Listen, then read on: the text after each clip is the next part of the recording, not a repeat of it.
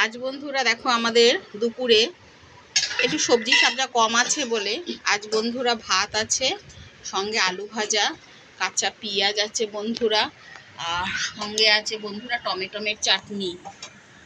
এইটা টমেটোমের চাটনিটা করি বন্ধুরা, টমেটো, আমসত্ত্ব, কিশমিশ, খেজুর এসব দিয়ে আমি চাটনিটা তৈরি করি।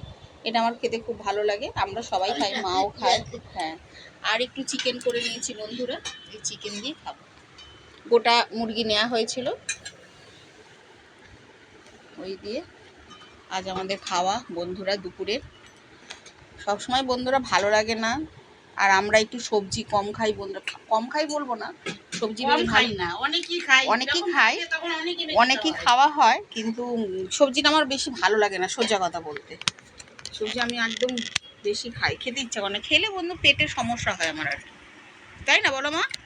একদিনে বেশি দুদিন যদি আমি সবজি খেয়ে নিই বন্ধুরা, আমার পেটের খুব সমস্যা হয়। তোরা শুনলে ভাববে বাবা সবজিতে অসুবিধা হয়। হ্যাঁ বন্ধুরা, সবজি খেলে অসুবিধা হয়, কারণ এখন তো বেশিরভাগই সব সারের সবজি না, ওই জন্য আমার সবজি খেলেই অসুবিধা, কিন্তু মাছ মাংস খেলে আমার অসুবিধা হয় না অতটা।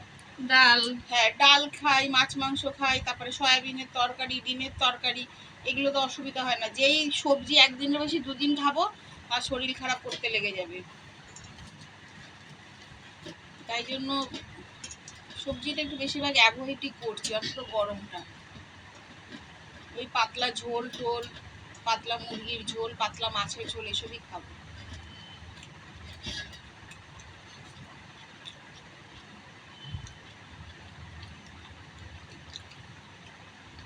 আমার বোন অনেকদিন আগে, তাও এক সপ্তাহ আগে দিয়ে গেছে না টমেটো, এক সপ্তাহ আগে ওদের জমি টমেটম দিয়ে গেছে।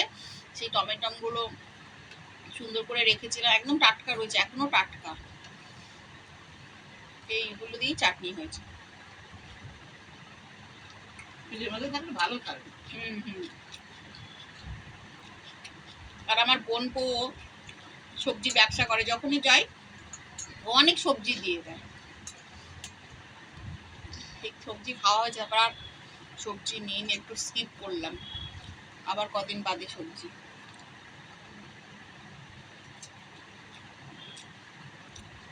তাও বন্ধুরা যে বাজারে গিয়েছিলাম, কিন্তু আমাদের এখানকার যে হাটের বাজার আছে মল্লিকাশ্রম হাট আজকে বন্ধ, একজনকে মারা গেছে।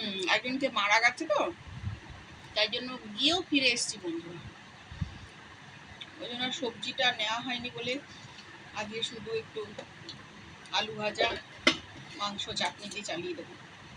একটু সবজি টবজি পটল না হলে ভালো লাগে না, একটু পটল পটল থাকলে একটু পটল ভাজা টাজা খেলাম, এরগুলো পটলের তরকারি। টাটা বন্ধুরা, তোমরা ভালো থাকবে, সুস্থ থাকবে, অনেক শুভকামনা রইল, আর আমাদের পাশে থেকো।